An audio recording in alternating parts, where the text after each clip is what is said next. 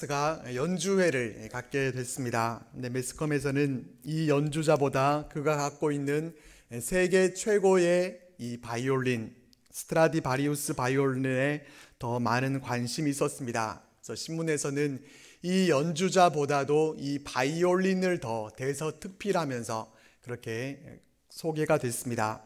그리고 공연이 시작됐고 이 바이올리니스트는 그 명성에 걸맞게 아주 멋진 연주를 잘 마쳤습니다. 관객들은 너나 할 것 없이 바이올린이 정말 좋으니까 너무나 좋은 명품이기 때문에 그 멋진 소리를 들을 수 있었다, 그렇게 생각하고 있었습니다. 근데 공연 후에 이 연주자는 그 바이올린을 내리쳐서 산산조각 내버렸습니다. 청중들이 얼마나 놀랐겠습니까? 그 비싼 바이올린이 부서져 버린 그의 모습, 부서져 버린 그 모습이 이해가 되지 않았습니다. 그때 바이올리니스트가 입을 열었습니다. 저의 악기가 얼마나 대단한지에 대해서 기사를 잘 읽었습니다. 기사를 보고 난 후에 저는 전당포에 가서 $10를 주고 중고 바이올린을 구입했습니다. 그리고 제가 바이올린에 3줄을 갈아 끼웠습니다. 오늘 밤 제가 연주했던 이 바이올린은 스트라디바리우스가 아니라 그 $10를 주고 산 바이올린입니다. 제가 보여주고 싶은 것은 악기보다도 이것을 연주하는 제 손이 훨씬 더 중요하다는 사실입니다. 똑같은 악기라고 하더라도 연주자가 누구냐에 따라서 그 소리가 달라지게 됩니다. 이 이야기는 얼마나 비싸고 좋은 악기를 갖고 있느냐 하는 것이 중요한 것이 아니라 그 악기가 누구의 손으로 연주되는가 하는 것이 더 중요하다라는 사실을 우리들에게 깨닫게 해줍니다. 오늘 본문 말씀도 이와 같은 관점에서 우리의 시선을 손에다가 두려고 합니다. 오늘 본문 말씀에 손에 대한 언급은 전혀 나오질 않습니다. 손이라는 단어는 찾아볼 수 없지만은 말씀을 우리의 머릿속에 그려보면은 우리가 손을 찾아낼 수 있습니다. 본문 말씀은 갈릴리 바다 건너편에서 있었던 일을 소개해 주고 있습니다. 본문 앞에 있는 1절 말씀을 보면은 그 후에 예수께서 디베라의 갈릴리 바다 건너편으로 가시매, 이렇게 말씀을 하시는데, 가시매라고 하는 이 단어는 떠나갔다라고 하는 이러한 의미입니다. 어떤 목적을 가지고 떠나셨다라고 하는 그런 의미인데, 주님은 군중들을 피해서 조용히 기도하시기 위해서 이렇게 따로 한적한 곳을 찾아가신 것 같습니다. 그렇지만 주님께서 그런 시간을 가지도록 이 무리들이 그냥 예수님을 내버려 두지 않습니다. 2절 말씀을 보면은 큰 무리가 따랐다, 이렇게 말씀해 줍니다. 그 이유는 주님께서 병자들에게 행하시는 그러한 놀라운 표적을 이 무리들이 봤기 때문이었습니다. 예수님이 보여주시는 그 표적들은 주님이 메시아이심을 보여주시는 그러한 표적이었음에도 불구하고 이 무리들은 주님이 메시아라는 사실은 깨닫지 못하고 단순히 그 표적을 좇아서 이 예수님을 따라갑니다. 여기서부터 우리는 손을 볼 수 있습니다. 바로 무리들의 손입니다. 그들은 자신의 병 나음을 얻고자 하는 그러한 목적으로 모여들었습니다. 저분이 우리의 왕이 되실 수 있을 것 같은데, 저분이 왕이 되시면은 나도 한 자리 얻을 수 있지 않을까 하는 생각에서 내 손에 뭔가를 쥐기 위해서 그렇게 모여들었습니다. 하지만 주님은 그런 분이 아니라는 사실을 천명하셨을 때 그들은 다 주님 곁을 떠나가 버리고 말았습니다. 그들의 손은 원하는 것을 얻고자 하는 그런 현실적인 손이었습니다. 그런 손을 갖고 있는 수많은 무리들이 벳세다 빈들을 가득 채웠고, 주님은 자신에게 몰려오는 큰 무리들을 보셨습니다. 그리고 그들을 보시면서 주님은 빌립에게 물으십니다.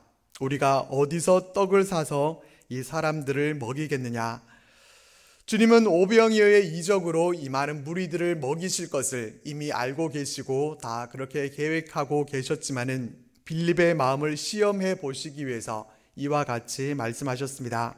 빌립이 대답합니다. 각 사람으로 조금씩 받게 할지라도 200데나리온의 떡이 부족하리다. 200데나리온의 떡도 이들에게는 충분하지가 않습니다. 이렇게 말합니다. 한 데나리온의 가치를 아시죠? 하루 일꾼의 하루 품삯입니다. 그러니까 200데나리온은 장정이 200일 동안 꼬박 일해서 모을 수 있는 그런 큰 액수입니다. 빌립은 계산이 빨랐습니다. 무리의 숫자를 파악하고 또 필요한 금액까지 아주 금방 제시할 수 있었습니다. 빌립이 계산한 대로 200데나리온의 돈이 있다고 하더라도 사실상 그 돈을 가지고 그 많은 양의 먹을 것을 구입할 수도 없었습니다. 그러니까 빌립의 대답은 해결책을 제시해 주기 위한 그런 대답이라기보다는 아무래도 이 돈이 이만큼 있다고 해도 불가능하다라는 것을 시인하는 것이었습니다. 이것은 200데나리온이 있어도 불가능하다라는 고백이었습니다. 우리도 살아가다 보면은 이와 같은 경험을 가지게 될 때가 있지 않습니까? 육체적으로 고달프고 또 영적으로 결핍이 있고 또 양식이 필요한데 아무것도 손에 쥘 수가 없어서 막막하게 느껴질 때가 있습니다. 많은 무리들과 같이 많은 문제들은 산적해 있는데 그 무리들을 먹일 것이 없어서 그 문제들을 해결할 수 있는 능력은 턱없이 부족한 때가 있습니다. 이러한 때에 우리는 무엇을 바라봐야 하겠습니까? 빌립은 무엇을 바라봤습니까? 그가 바라보지 못한 것은 무엇이었습니까? 그는 하나님의 능력의 손길은 바라보지 못했습니다.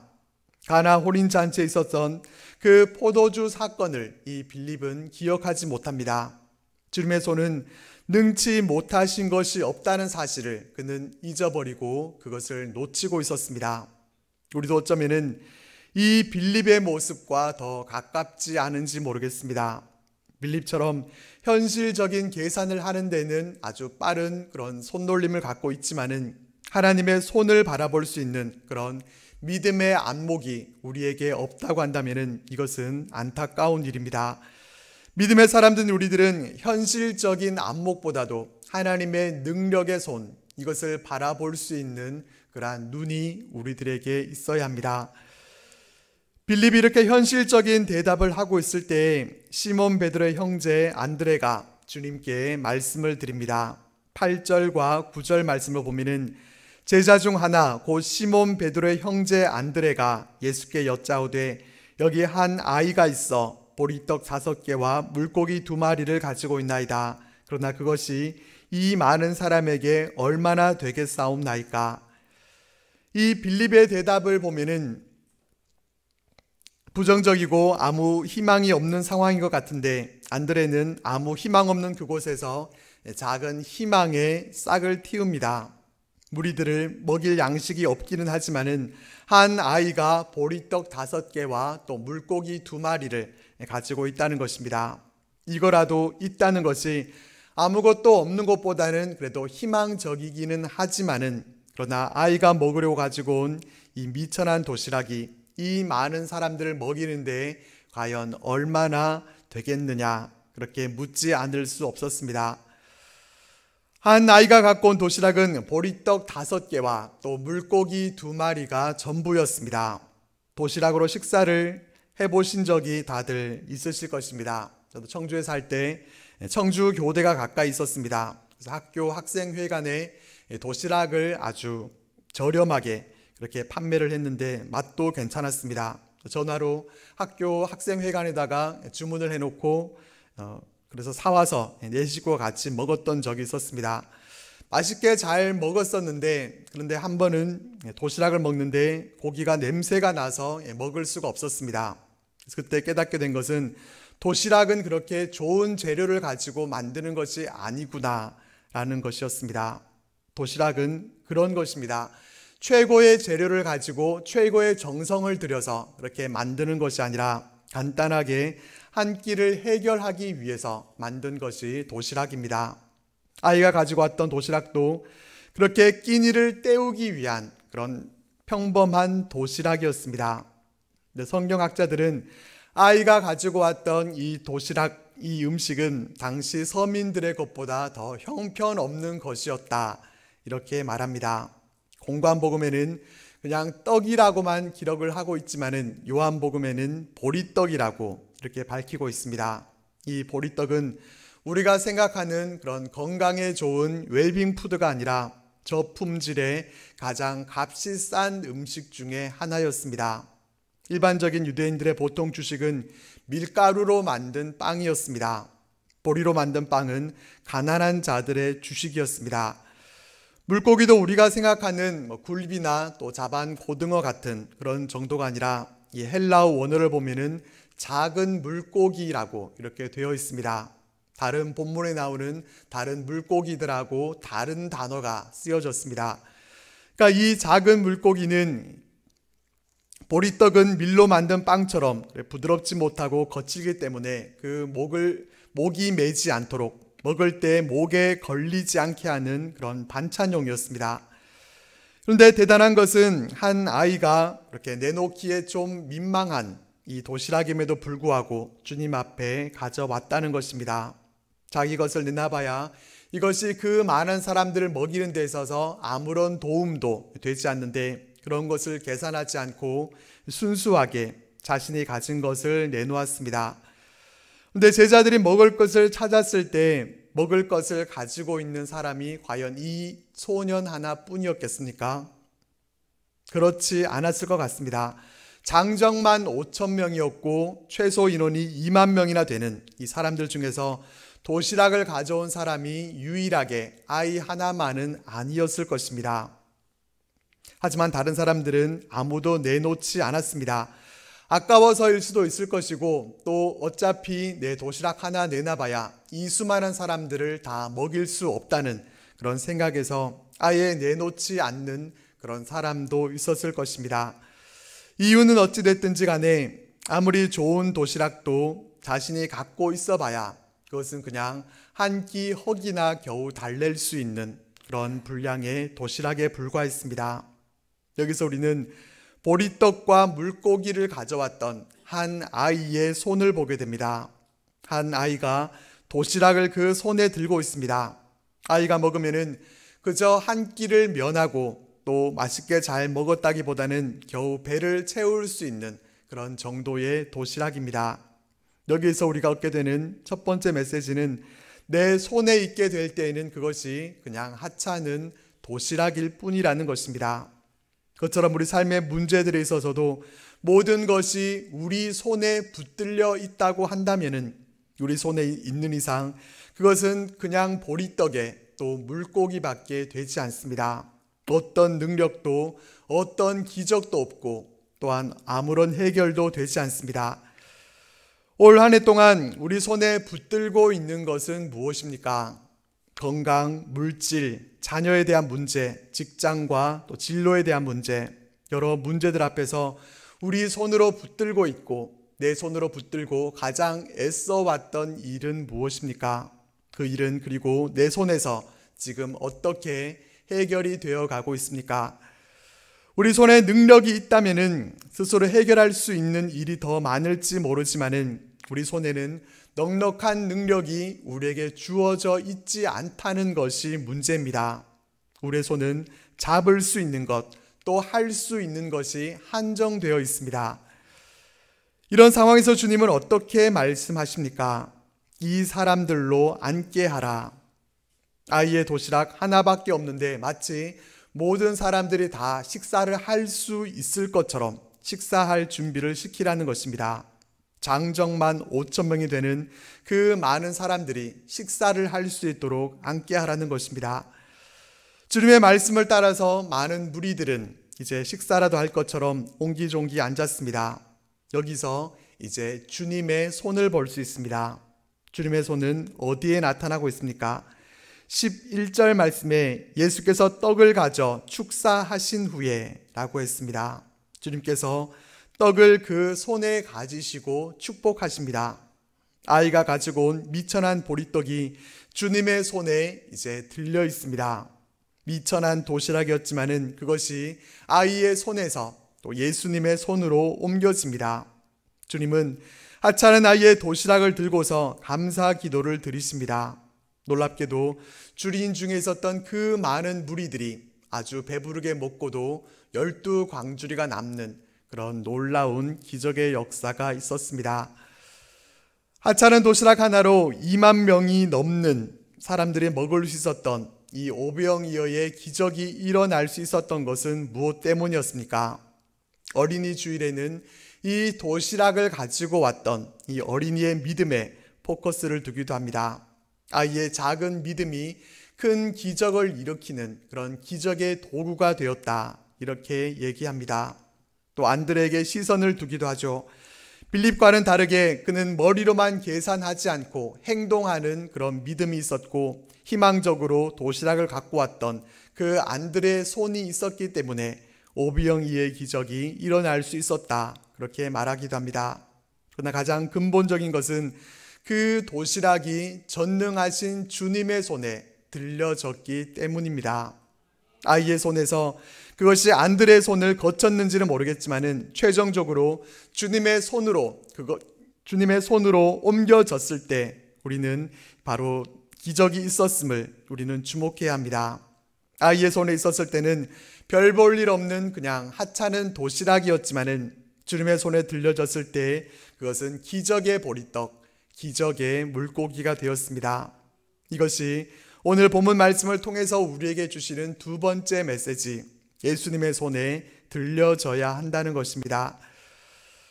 우리는 우리 손에 뭔가를 쥐는 것을 좋아합니다. 내 손에 뭔가를 쥐고 있다고 하는 것은 내가 주도권을 갖고 있다는 것이고, 우리는 더 많은 것을 우리 손에 가지기를 원합니다. 내가 권한을 갖고서 내 손의 능력으로 살아가기를 원합니다. 행복과 또 복에 대한 개념도 그렇습니다. 행복의 조건을 소유해 둡니다.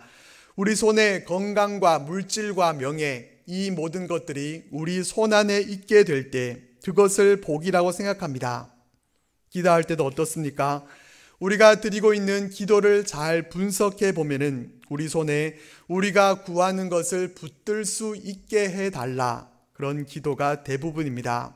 내게 능력을 주십시오. 우리 자녀들에게 지혜를 주십시오. 우리 가정과 우리 기업에 형통함을 주십시오. 우리 손에 우리가 구하는 것을 들려달라, 그렇게 구합니다. 많은 사람들은 내 손에 무엇을 잡을 것인가, 얼마나 많은 것들을 내 손에 잡을 것인가 하는 것을 중요하게 여기면서 살아갑니다. 그러나 우리는 우리 손에 뭔가를 붙들고 있다고 하는 것이 결코 그것이 대단한 것이 아니라는 것을 우리는 알아야 합니다. 우리 손에 잡고 있는 것 때문에 그것을 믿고 우리는 교만하지 말아야 합니다. 역대기서의 말씀을 보면은 아수르 왕 사네립이 유다를 공격하러 와서 자신의 손을 자랑하는 모습을 볼 수가 있습니다. 그가 한 말을 잘 들어보십시오. 나와 내 조상들이 이방 모든 백성들에게 행한 것을 너희가 알지 못하느냐? 모든 나라의 신들이 능히 그들의 땅을 내 손에서 건져낼 수 있었느냐? 내 조상들이 진멸한 모든 나라의 그 모든 신들 중에 누가 능히 그의 백성을 내 손에서 건져내었기에 너희 하나님이 능히 너희를 내 손에서 건지겠느냐?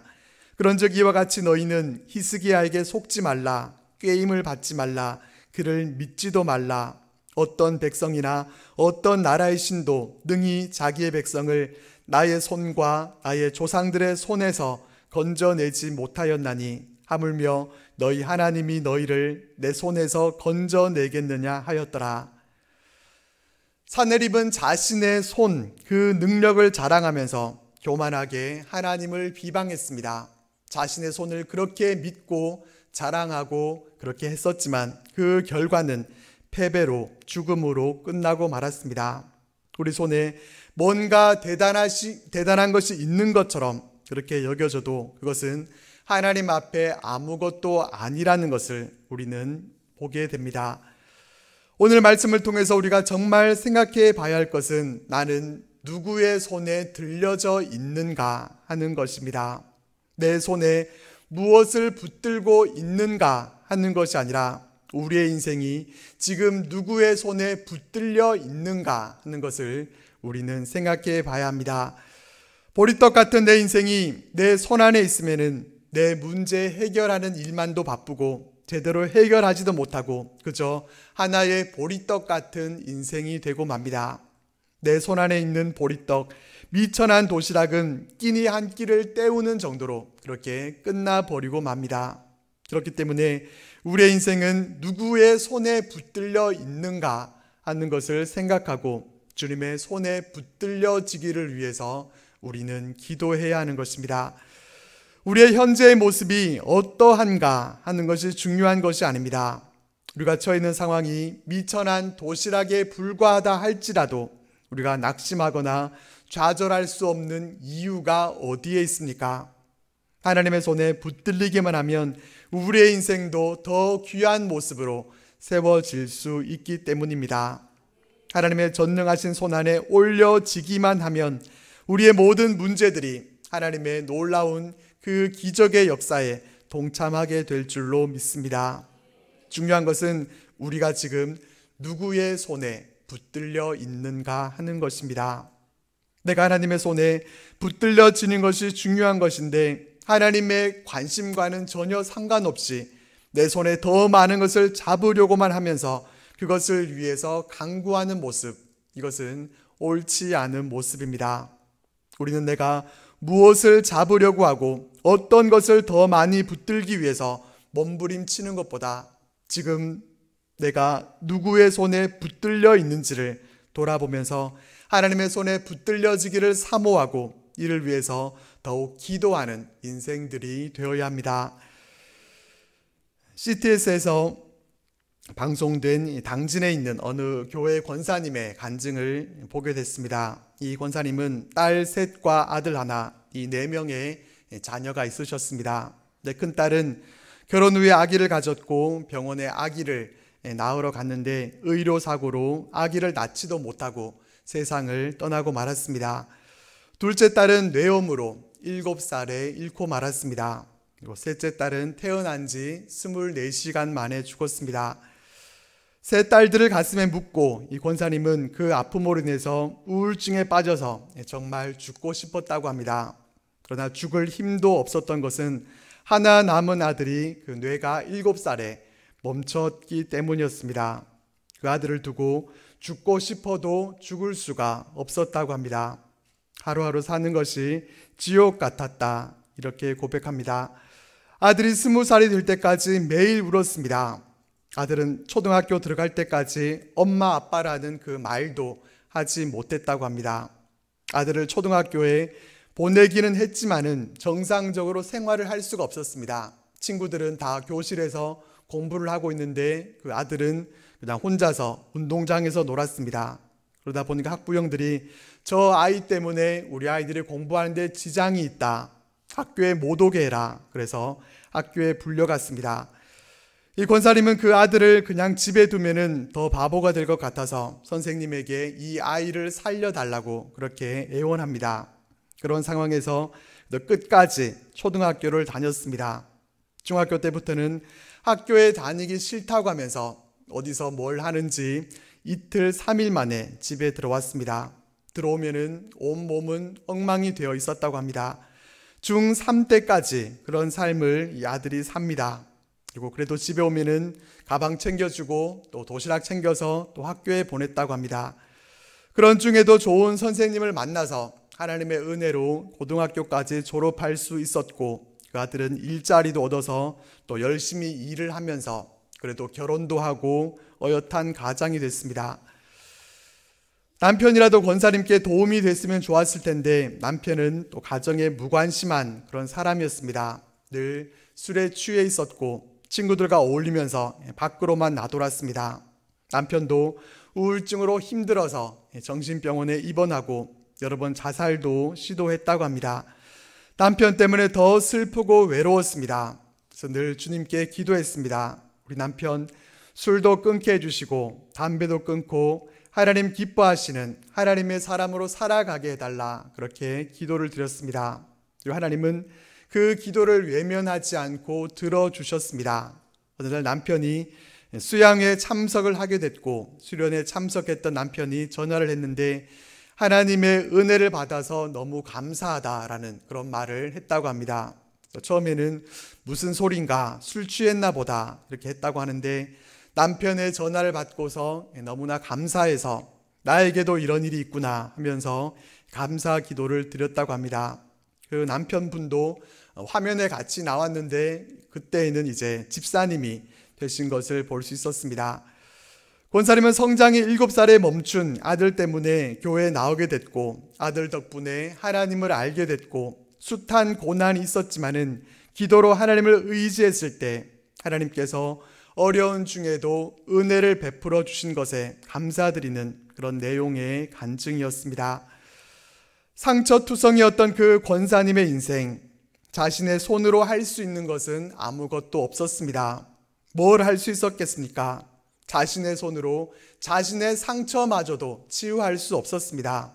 자신의 손으로 다만 할 수 있는 것은 그 손을 모아서 하나님 앞에 기도하는 것이었습니다.